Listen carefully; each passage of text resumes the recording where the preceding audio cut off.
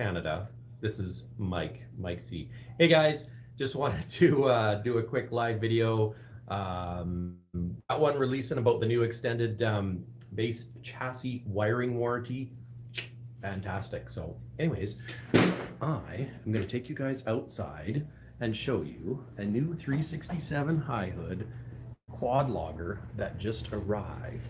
I was going to do a video and then a blog and post it, and then it's like, hey, why don't we go live? It's Friday, it's pizza day. It's the best day of the world. Best day in the world. Best day of the week. What the heck am I trying to say? It's pizza day. So yeah, check this out, guys. My gosh, I need to take a course on how to speak. Oh, let's flip this around. There we go. This is actually a customer's truck, Mala Trucking's Peterbilt 367 high hood with free flight quad logger. This is a 2018 I sold them, so it is a few years old. Looks freaking fantastic. She's a little dirty because she's a working girl. We put the drop visor on it. No air horns. Added a couple extra marker lights.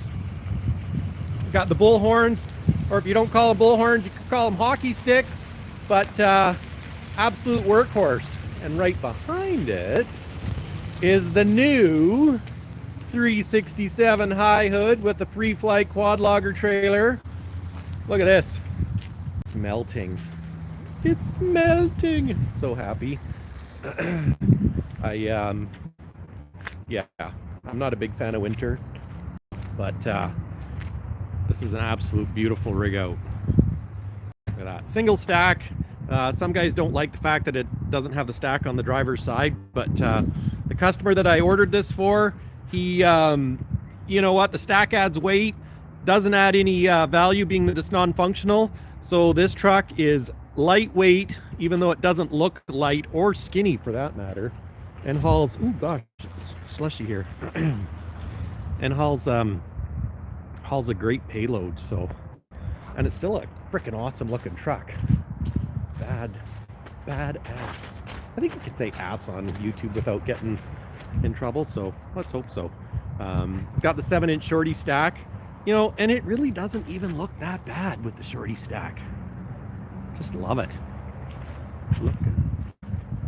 Hey Charles Dietrich, thanks for watching. It does look sweet and light, kind of like myself. Actually, just kidding, I don't look light at all, so maybe sweet, but that's a whole nother story. So yeah, with these quad logger rig outs I like to do the Kiwi scale pads underneath the bunk. So this is what I call a Kiwi scale pad. It is an electric transducer, I think. Well, it's a scale pad anyway, so it's an electric scale pad. Now they've got it sitting just below the frame. So with here, CAN4 allows us to have 10 inches of height here for the forks to get in.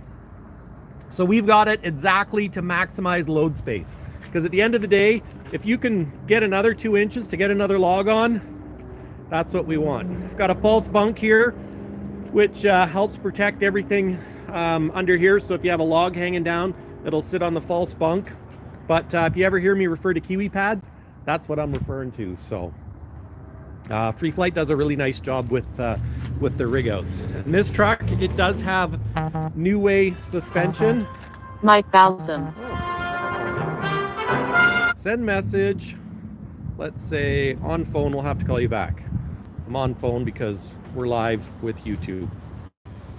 So yeah, guys, this is a Free Flight rig out. Like I've said 14 times already. We've got the 11R22 Firestone trailer tires. I was just talking with the customer the other day about, let's switch this around. Okay. Oh, sorry about that. Yeah, so I was talking with the customer about 22.5 on a quad logger and low profile. Now we're actually doing a 9-axle trailer and thinking about going low profile, simply for the fact to save weight. So with a 22.5 trailer tire, your tires are cheaper. It's lighter, so you're going to save on tear weight. And now on a quad logger, you still have the profile here for skidding around corners, because the one downside to having low profile trailer tires is they don't stand up with sidewall strength. You know, whereas the taller your sidewall is, they're more protected. And where these guys go in the bush, it's a thing. I know personally I've wrecked tires before because with you get too close to a log and a stick or whatever, if your tire can't flex, it pokes a hole in it. But yeah, this is kind of cool too. It's got the slide out star chain hangers. And if you guys have ever watched Mud Mountain haulers, I've noticed this is the same style chain hanger as what the LeBeau boys are running on Mud Mountain haulers. So if you haven't checked that show out on Discovery, you should. LeBeau boys are a great bunch of guys. I know Craig, myself, we've talked about trucks a lot in the past, and Taylor Carmen, shout out to him. Fantastic low bed operator. He actually used to run a Pete, and yeah, we've talked about getting a Pete on the show, so you never know. Maybe next season Taylor will have a sweet 389 long hood low bed tractor. But anyways, guys, I just wanted to give you a quick view of this one, and I'm gonna switch the camera around so you don't have to look at me and my fancy do. So check out this. Now this is a Peterbilt interior.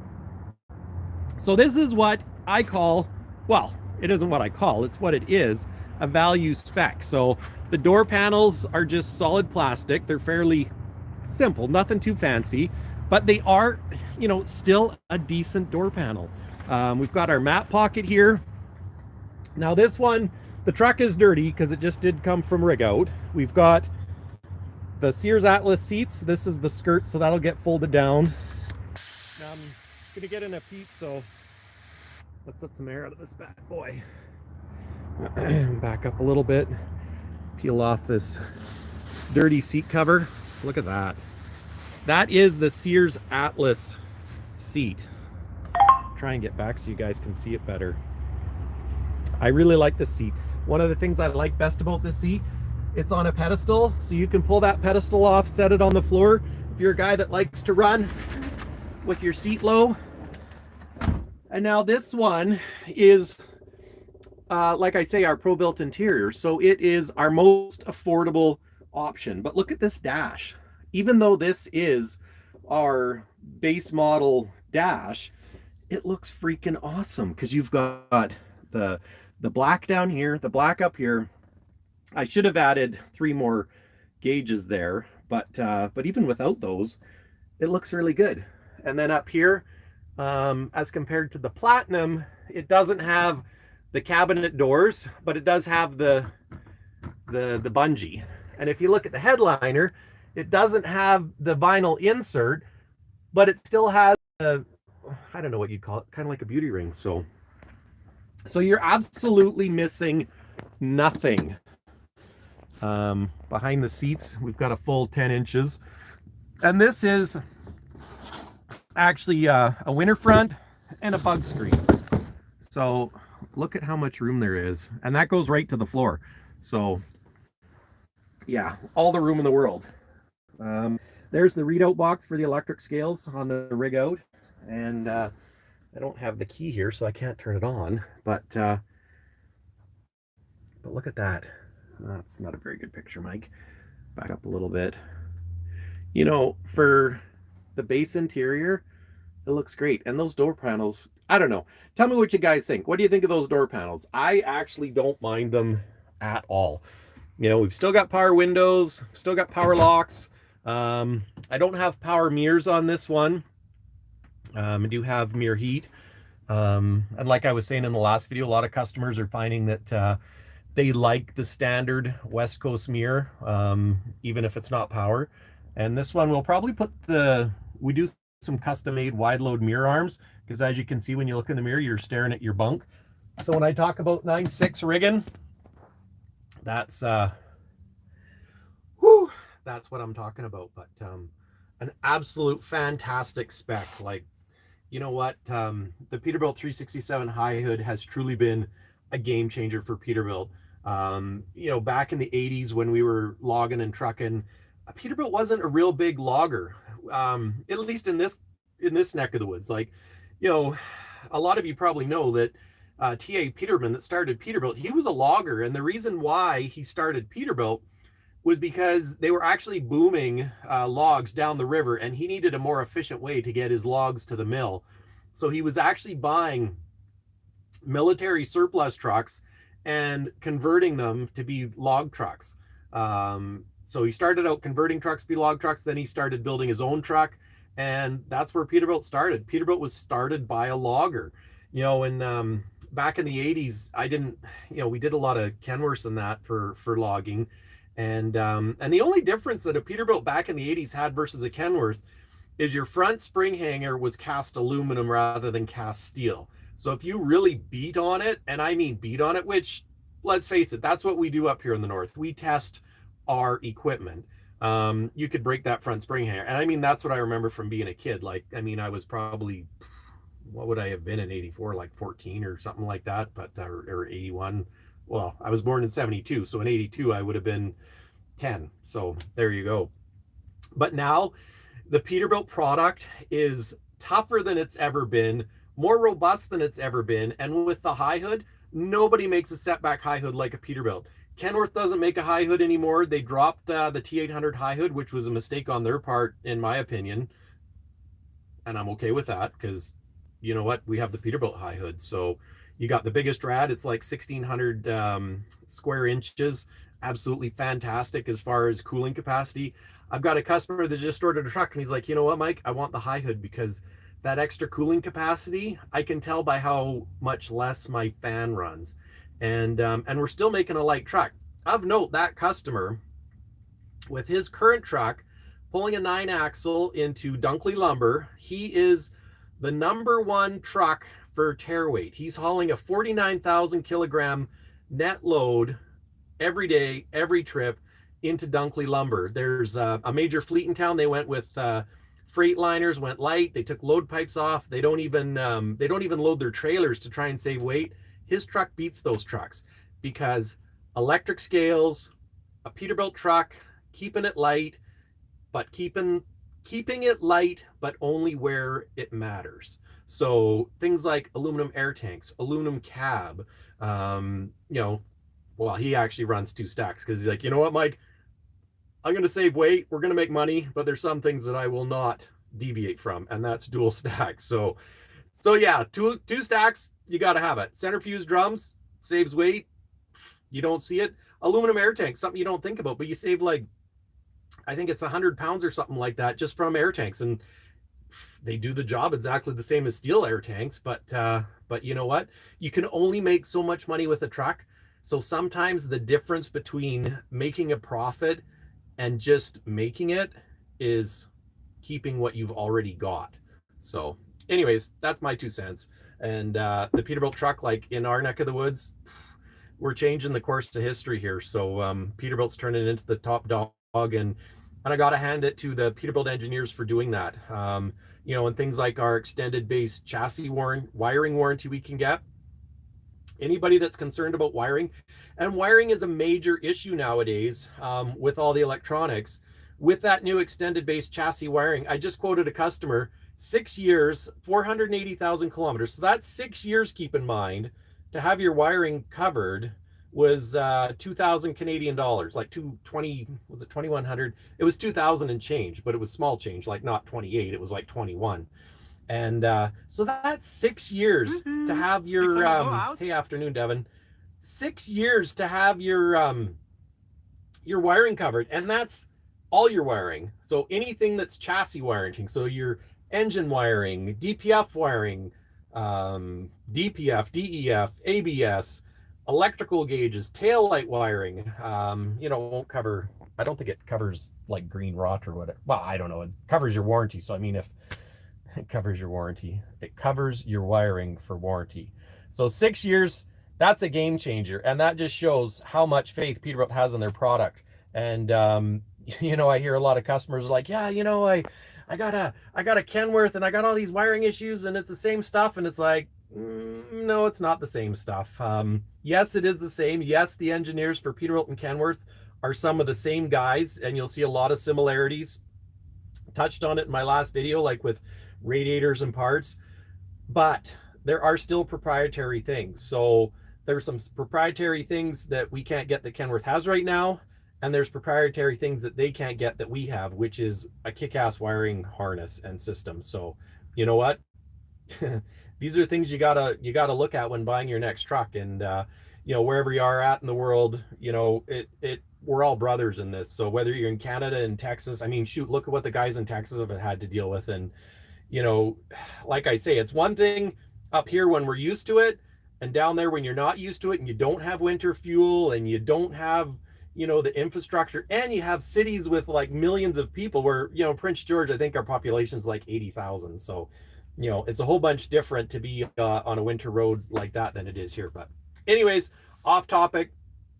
Wiring warranty, fantastic. And you know, our digital dash is absolutely a game changer. So that being said, they've re-engineered everything, and we've got the Peterbilt traditional models for at least another 3 years. So that is the other big news. The Peterbilt 3 Series models guaranteed to be here till 2025. Well, guaranteed from me for whatever that's worth. Rumored that the 389 will be sticking around longer after that, which is absolutely fantastic, because the 389, there is only one king, and I don't care who you are, where you are, a 389 is special. I don't want to hear about your W9s and that. You know, W9's not a bad truck, not a bad looking truck. Well, you know what? I'm going to argue with myself. I was going to say W9's not a bad looking truck. The Aero Cab W9, personally, I don't like it. I don't like the way the hood goes whoop, up at the windshield, so I'm going to retract that. 389 flat hood, most comfortable truck you could buy. So anyways, you guys don't want to necessarily listen to me, so I'm going to switch things around, and we're going to go back outside. And I've been yakking for 17 minutes. Check out my lot. I've got 367 value spec tractor. That right there is a 367 high hood with 58-inch bunk, low bed spec. This is an absolutely fantastic spec. I want to do a video on this one here in the coming days. I should have done it already. I just haven't got around to it. We've got our Winch Wicked winch truck. We've got 2 heavy spec 567 with 46,000 pound rear ends and air track suspension. Friggin' great spec, and they're good looking with the custom interior that you cannot get anymore. You cannot get the Heritage Edition anymore. So if you want a heavy spec Heritage, you know what? You need to come talk to us at Peterbilt. This unit is actually sold. This is a 579 Ultraloft, actually going out to Prince Rupert, I believe. Sold out of our Terrace branch. Oh, here we go, guys. Sorry, I walked too far away from the building and dropped off, so hopefully the video isn't terrible. That's 579 Ultraloft. I got a customer that's bringing me a deposit, I think, for this one this afternoon. We just finished going over it. 389 short hood train spec. His truck is in the shop, and it's time to upgrade. This one is sold. It's getting a quad logger rig out for local customer here. Look at this. This one, we actually got the tires I want from the factory. Goodyear G741s. I love this tire. Yeah, it's expensive though. To get it from the factory, it's expensive. Which I gotta say, Peterbilt guys, please let me have this tire for a reasonable price. Because this is the Firestone, or no, this isn't the Firestone. This is the Goodyear Armor Max Pro. Not a bad tire, but not great in the wintertime. This tire, fantastic tire.